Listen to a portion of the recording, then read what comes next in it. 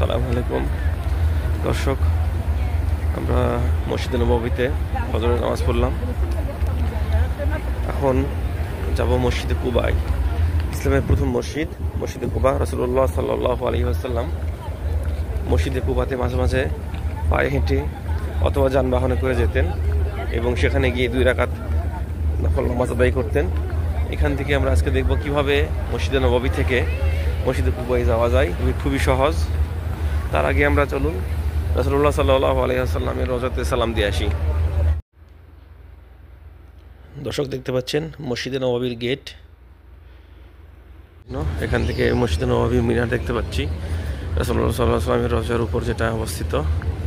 কিন্তু সরাসরি আমরা এখান থেকে যেতে পারবো না। দেখুন লম্বা লাইন দিয়ে লোকজন আছে, সেই লাইনে দাঁড়াতে হবে। এই রাস্তা শুধু পুরুষদের জন্য, মহিলাদের যাওয়া নিষেধ। এখান থেকে মহিলাদেরকে আলাদা করা হচ্ছে।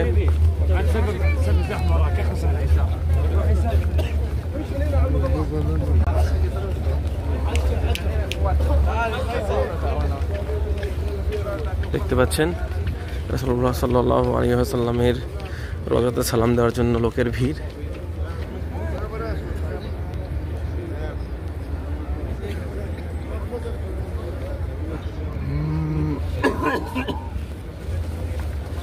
এখানে দীর্ঘ সময় ধরে লাইনে দাঁড়িয়ে থাকতে হয়েছে, প্রায় 1 ঘন্টা লেগেছে।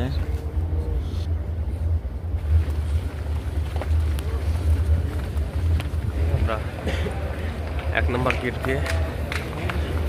নম্বর 1 দিয়ে ঢুকতেছি।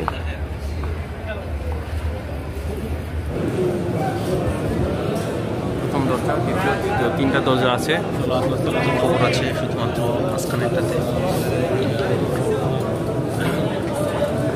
দেখতে পাচ্ছেন রাসূলুল্লাহ সাল্লাল্লাহু আলাইহি ওয়াসাল্লামের কবর।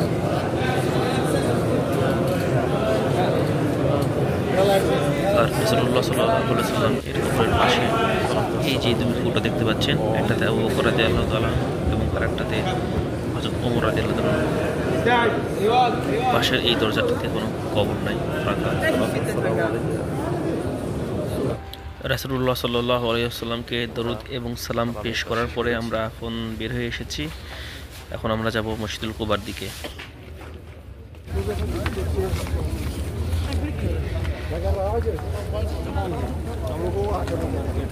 দেখতে পাচ্ছেন জান্নাতুল বাকির কবরস্থান।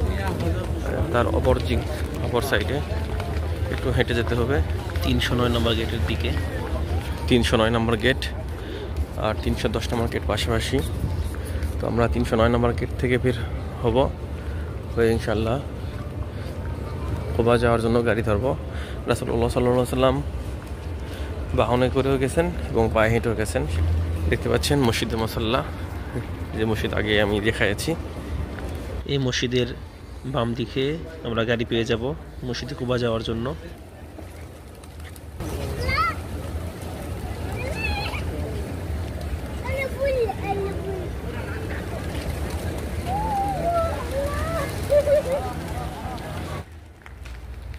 এই রাস্তার পাশে অসংখ্য গাড়ি পেয়ে যাব। খোলা গাড়িগুলো একটু বেশি ভাড়া।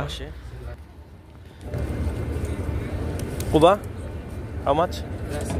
10 রিয়াল এক বান্দা। এই চাই। এখান থেকে 2 টাকাতে যাওয়া যায়, 10 টাকা যাওয়ার কোনো প্রশ্ন আসে না। এখান থেকে যে গাড়িগুলো আছে সেগুলোতে একটু বেশি দাম, কিন্তু এখানে দেখবেন সবাই কুবা করে ডাকতেছে। এরকম জায়গায় গেলে আপনি কম দামে পাবেন। Quba how much? 2 riyal 15 seat हो तो अपना गाड़ी किधर? आपका गाड़ी कहाँ है? उधर। अच्छा, एक आदमी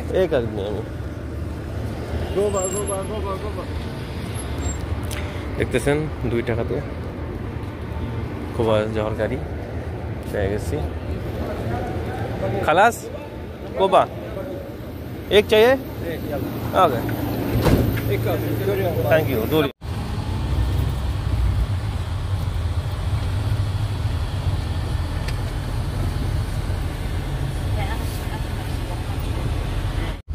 মসজিদে বেলাল রাদিয়াল্লাহু তাআলা এর পাশ দিয়ে যাচ্ছি।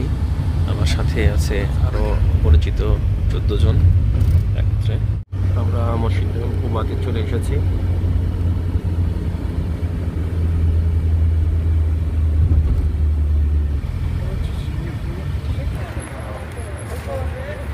কুবা মসজিদে আমি আগেও দুবার এসেছি।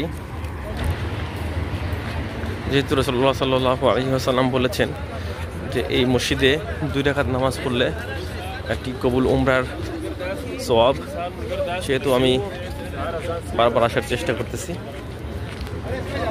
শীতল কুবাতে ঢোকার প্রবেশ মুখেই টয়লেট, যারা ওযু করবেন অথবা স্নান সারবেন, টয়লেট যাদের প্রয়োজন তারা অনেক সুন্দর টয়লেট এখানে, এবং ওযুর ব্যবস্থা অনেক ভালো।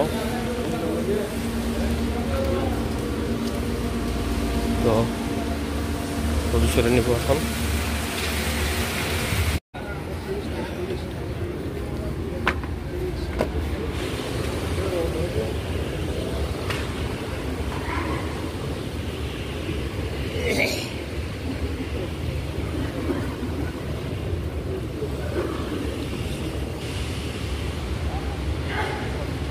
সকলে দেখতেছেন নামাজরত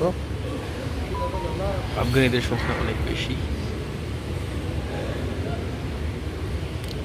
রাসূলুল্লাহ সাল্লাল্লাহু আলাইহি ওয়াসাল্লাম মাঝে মাঝে মসজিদ কুবাতে এসে 2 রাকাত করে নফল নামাজ পড়তেন, করে যেতেন।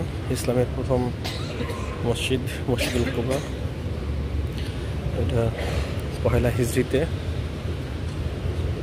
স্থাপিত হয়। রাসূলুল্লাহ সাল্লাল্লাহু আলাইহি ওয়াসাল্লাম এই মসজিদটি প্রথম স্থাপন করেন।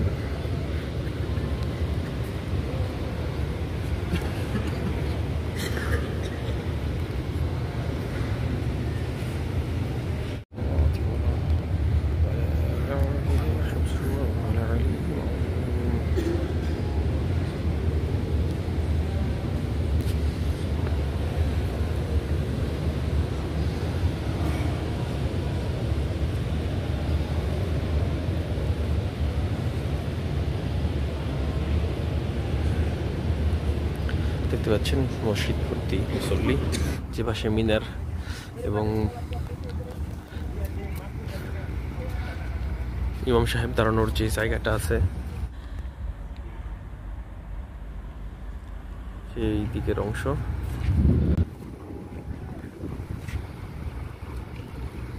তো আমরা এখন আবার ফেরত যাব গাড়ির দিকে, রাস্তার দিকে। এপাশে রাস্তা নাই।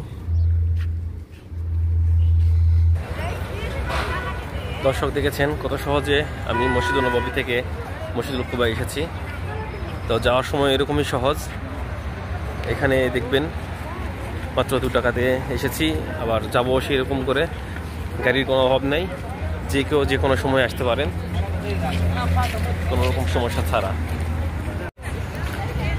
দেখতে পাচ্ছেন মহিলাদের জন্য দরজা, মহিলারা পিছনের অংশ দিয়ে ঢোকে। এখানেও সব জায়গার অসংখ্য কবুতর।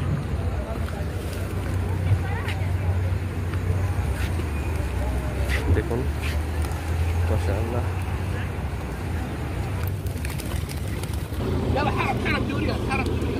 দেখেন ডাকতেছে 2 রিয়াল করে, হারাম 2 রিয়াল, 2 রিয়াল।